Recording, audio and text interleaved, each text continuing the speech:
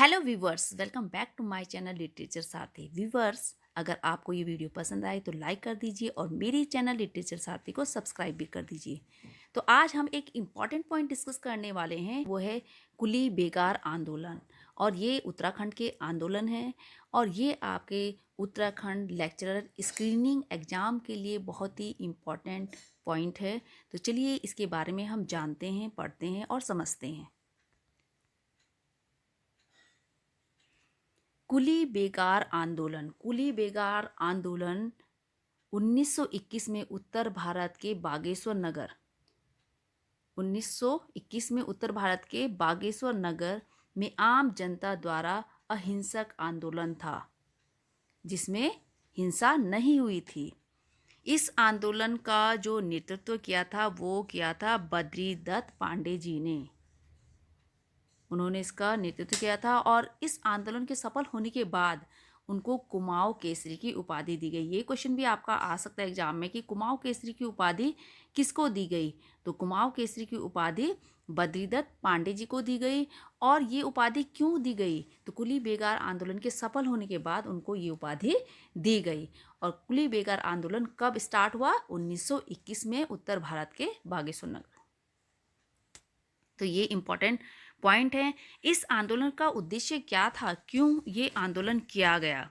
तो कुली बेगार प्रथा को बंद कराने के लिए, अंग्रेजों पर दबाव डालने के लिए ये आंदोलन किया गया। और इस आंदोलन से प्रभावित राष्ट्रपिता महात्मा गांधी ने इसे राष्ट्रपिता, ये भी आ सकता है कि राष्ट्रपिता महात्मा गांधी ने इस आंदोलन को क्या नाम दिया, क्या पुकारा इसको, क्या कहा इसको? तो उन्होंने इसे एक रक्तहीन क्रांति कहा। यह रक्तहीन क्रांति का नाम कुली बेगार आंदोलन को किसने दिया? तो वो दिया राष्ट्रपिता महात्मा गांधी जी ने। गढ़वाल में कुली बेगार आंदोलन का नेतृत्व दक्षिणी गढ़वाल में श्री केसर सिंह रावत जी ने किया और उत्तरी गढ़वाल में अनुसुईया प्रसाद बहुगुणा द्वारा किया गया। और इन्हें भी क्या है, केसरी अर्थात गढ़ केसरी की उपाधि दी गई। केसरी और गढ़ केसरी की उपाधि दी गई। केसरी और गढ़ केसरी।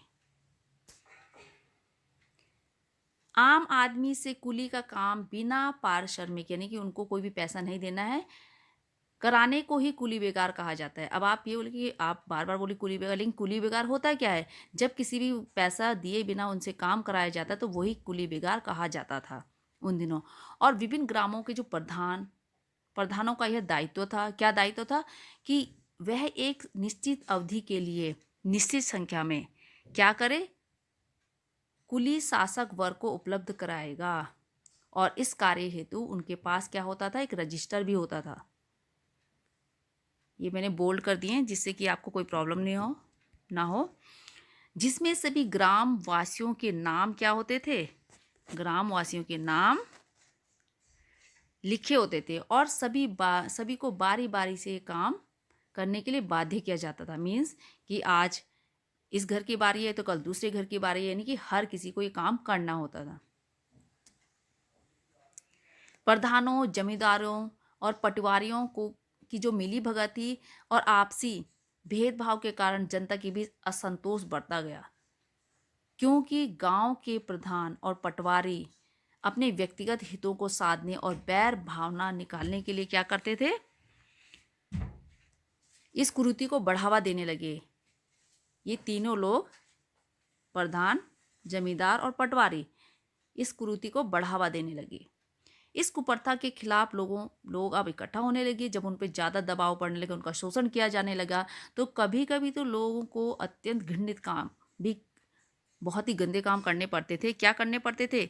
जो अंग्रेज लोग थे जिनका हमारे देश में उस टाइम शासन था, उनके कमोड, उनके गंदे कपड़े आदि भी ढोने पड़ते थे। तो ये बहुत ही घृणित कार्य था।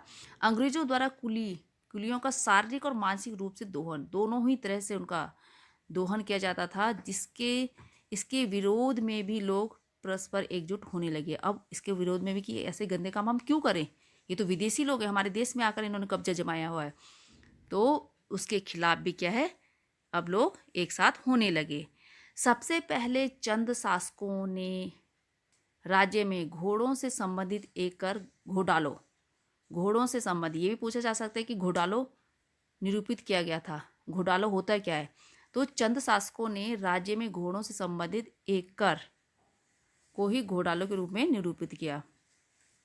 तो चंद शासक थे और घोटालों कर। संभवतः कुली बेगार प्रथा का यह एक प्रारंभिक रूप था, एक स्टार्टिंग रूप था, ये स्टार्ट हो रही थी उस टाइम। आगे चलकर गोरखाओं ने भी क्या किया, इस प्रथा का, जब गोरखाओं का शासन आया तो उन्होंने भी अपने फायदे के लिए इसका, उनके शासनकाल में भी ये बहुत ज़्यादा व्यापक रूप से फैल गया। लेकिन अंग्रेजों ने, जब अंग्रेज हमारे देश में आए तो उन्होंने इसको क्या किया, पहले तो समाप्त कर दिया, पर धीरे धीरे अंग्रेजों ने न केवल इस व्यवस्था को पुनः लागू किया परंतु इसे इसके दमनकारी रूप तक पहुंचाया। पहले वह कर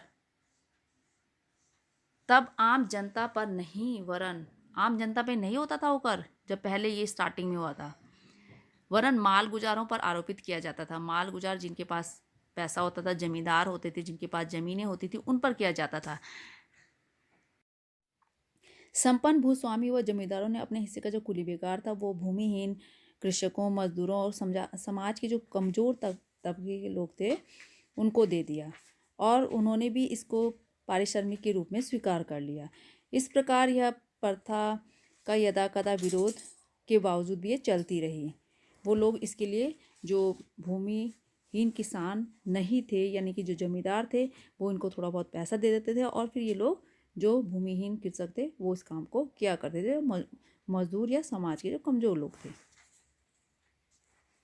1857 में विद्रोह की चिंगारी कुमाऊं में फैली और हल्द्वानी कुमाऊं क्षेत्र का जो हल्द्वानी है वो कुमाऊं क्षेत्र का प्रवेश द्वार था।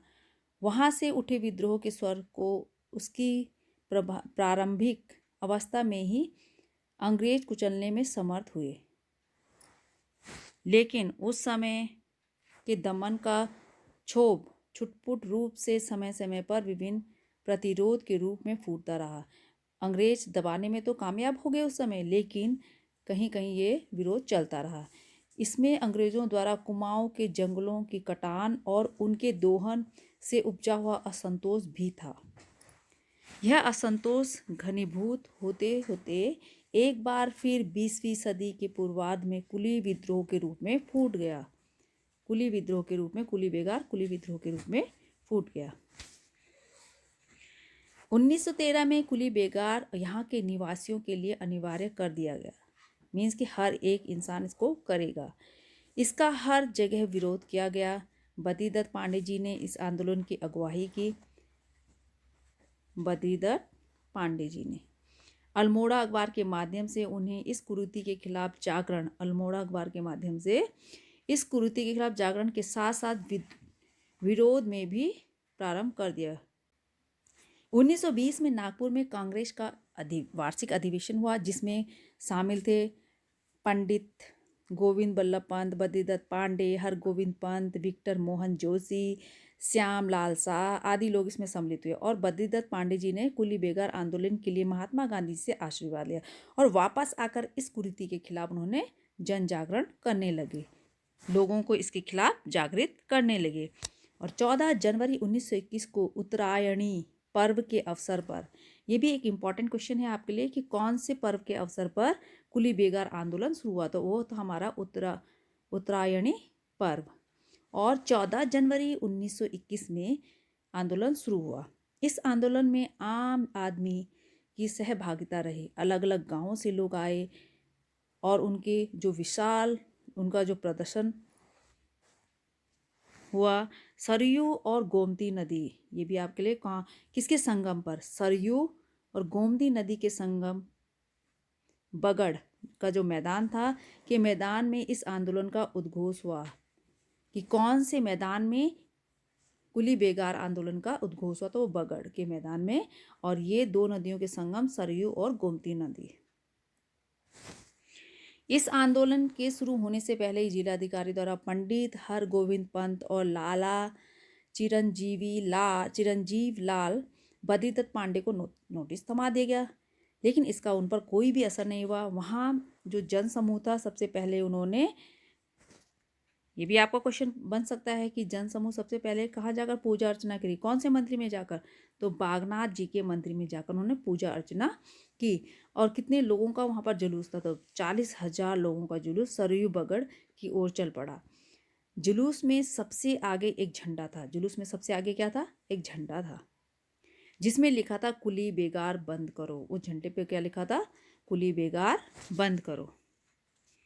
इसके बाद सरयू मैदान में एक सभा हुई और इस सभा को संबोधित करते हुए, क्योंकि अगुवाई कौन कर रहे थे, बद्री दत्त पांडे जी कर रहे थे, तो उन्होंने क्या कहा कि पवित्र सरयू का जल लेकर बागनाथ मंदिर को साक्षी मानकर प्रतिज्ञा करो कि आज से कुली बेगार उतार कुली बेगार और बरदाइश नहीं देंगे। इस तरह से भी ये जो बोला हुआ है इन्होंने बद्रीदत्त पांडे ने, कि ये किसने कहा, ये कहा बद्रीदत्त पांडे जी ने। तो इस जो ये एक्सप्लेनेशन हो रहा है इसमें से बहुत सारे क्वेश्चंस आपके बन सकते हैं। कोई भी क्वेश्चन आ जाए, कहीं से भी क्वेश्चन आ जाए, तो आप उसका आंसर आसानी से दे सकते हो। तो इसलिए इस वीडियो को लास्ट तक जरूर देखिए, इसको स्किप मत करिए। सभी लोगों ने यह शपथ ली और गांव के प्रधान अपने साथ कुली रजिस्टर लेकर आए थे। ये क्वेश्चन भी पूछा जाता है कि जो कुली रजिस्टर वो लेकर आए थे गांव के लोग, शंख ध्वनि भारत जय माता के नारों के बीच वो कुली रजिस्टर कौन सी नदी में प्रभावित किया गया, तो सरयू नदी में किस जो संगम था, तो उस संगम में वो प्रभावित कर दिया गया, यानी कि वो जो सारे रजिस्टर को उसमें फाड़ कर फेंक दिया गया। इस तरह के क्वेश्चन भी आपके एग्जाम में आ चुके हैं।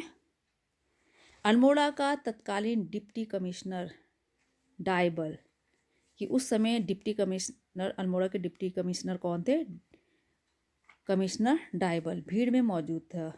उसने भीड़ पर गोली चलानी चाही, लेकिन पुलिस बल कम होने के कारण वह गोली नहीं चला पाया। अगर वो भीड़ पुलिस बल ज़्यादा होती तो वो उन पर गोली चला देते, लेकिन लोगों की संख्या ज़्यादा थी, 40,000 लोग थे वहाँ पर। इस सफल आंदोलन के बाद बद्रीदत्त पांडे जी ने कुमाऊं केसरी, जब ये आंदोलन सफल हो गया, स्टार्टिंग में ही आपको बताया था कि, तो उन्हें कुमाऊं केसरी के नाम से कुमाऊं केसरी की उपाधि दी गई। इस आंदोलन का लोगों ने समर्थन ही नहीं किया, बल्कि कड़ाई से इसका पालन भी किया और इस प्रथा के विरोध में लोगों का प्रदर्शन जारी रहा। इसका परिणाम क्या हुआ कि सरकार ने सदन में एक विधेयक लाकर इस प्रथा को समाप्त कर दिया।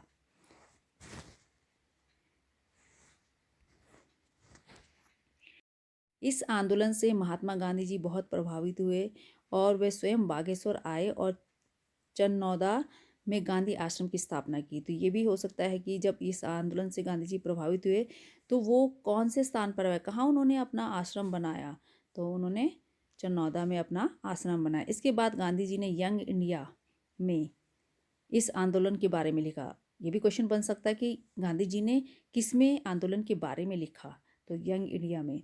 और क्या लिखा उन्होंने इसमें, इसका प्रभाव संपूर्ण था और यह एक रक्तहीन क्रांति थी।